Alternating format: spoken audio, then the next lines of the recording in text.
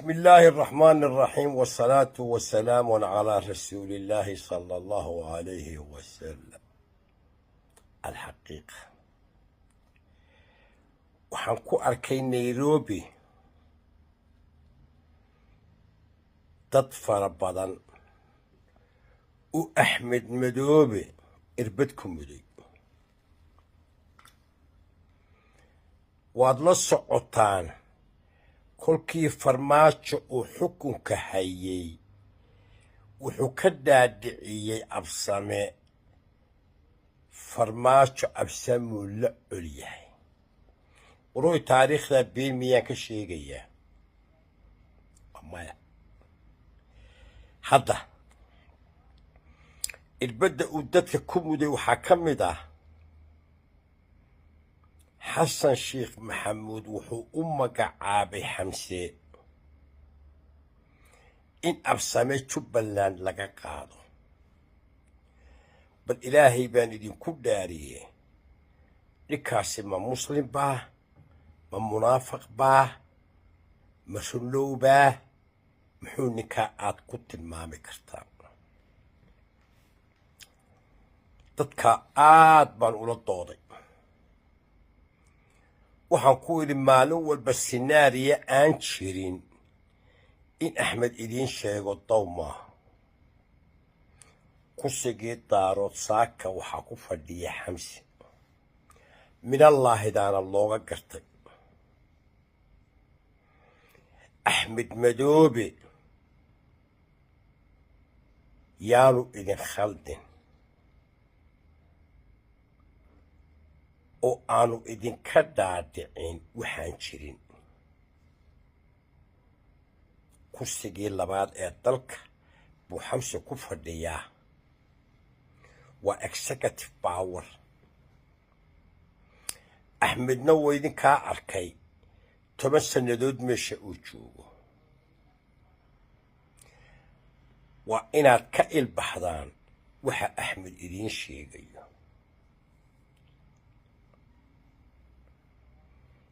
Xamse cadow badan buu leeyahay waxaana keenay kursiga cadaawadda. magacna waa dibi baan idhi. nin idinka mida baa fadhiya. gebagebo dadka intii sii badnayd waanu isla garannay in absame aanu la dagaalamin Xamse. qodobka intaasaan ku dhaafaya. waxaa u laahiya وبالله وطلاه Xamse xafiis uu fadhiyo ma arag. guriga uu degan yahayna ma arag. waxaan u difaacayaa korkayga baatil baa saaran iyo gardarrooyin laysugu kay tegay. waxa aan diidayaa oo aan ka hor jeedaa gardarrada iyo baatilkaa Xamse lagu hayo. ilaahay baana igu yidhi ansur akhaaka daaliman aw madluuman. walaalkaa u hiili hadduu gar leeyahay. walaalkaa u hiili hadduu gar daran yahayo ka qabo.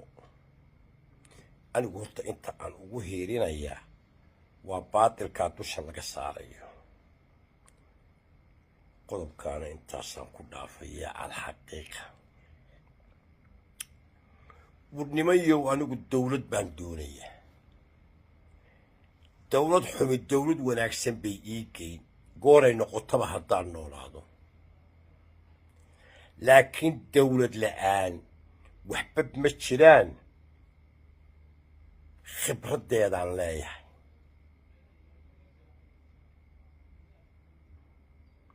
noolaan ahay qof nool damqanaya oo fekeraya. dowlad la'aan qof noolaan karayaa ma jiro. waxaan ka doorbiday markaa anoo dulman inaan isbarbar taago wax la yiraahdo dowlad. qodobkaana intaasaan ku dhaafayaa alxaqiiqa madaxweyne xasan sheekh codadkuu ku soo baxay waad garanaysaan cod aan leeyahay kuma jirin iskumana wanaagsanin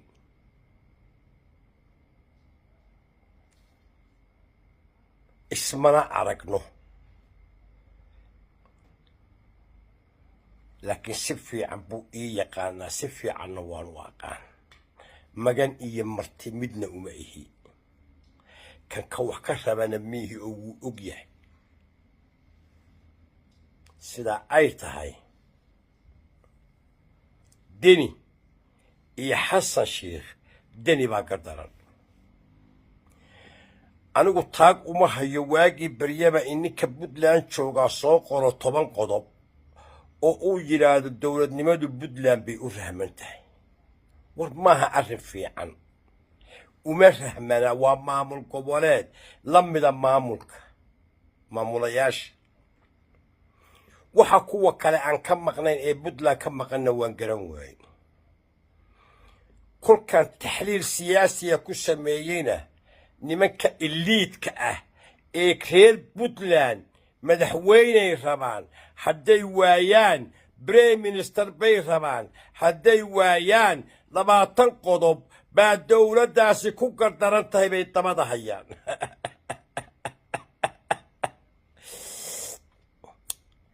miyaad allowdeen shalay kolkay farmaajo eryoonayeen miyaad allowdeen kolkay xiirane rideen oo ay isugu tageen oo prime minister ah miyaad allowdeen kolkay saacid rideen oo prime minister miyaad allowdeen waxa weeye wuxuu kursigaasay rabaan labadaa kursi hadday waayaanna dalka waa rogayaan qodobkaana intaasaan ku dhaafaya alxaqiiqa soomaali maanta halkay taallo waxa weeye oo horseed u ahaa oo cabdullaahi yuusuf raxamallahu calayhi qiray qori iyo rasaas ma qaateen haddaan moodayo in soomaali sidan ku dambayn etoobiya ma tageen buu yidhi afkiisuu ka yidhi isagoo nool buuggiisana waa ku qoran tahay cid ka faa'iiday haba yaraateena ma jirto qodobkaana intaasaan ku dhaafayaa alxaqiiqa سعيد عبد الله دني كورسيمو رباه